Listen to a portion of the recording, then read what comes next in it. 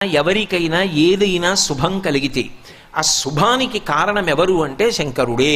నేను చెప్పట్లేదు ఈ మాట, శాస్త్రములు చెప్పాయి. శుభములన్నీ కుప్పలు తెప్పలుగా ఆయన పాదముల దగ్గర పడి ఉంటాయిట.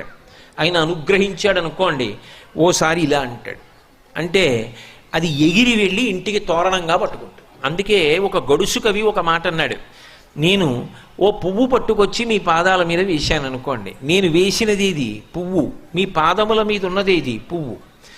నేను ఒక పువ్వు పట్టుకెళ్ళి మల్లికార్జున లింగం మీద వేశాను అనుకోండి, పరమ ప్రేమతో వేశాను అనుకోండి, ఆ పువ్వు ఓ ఏడాది తర్వాత నా ఇంటి మనవడు.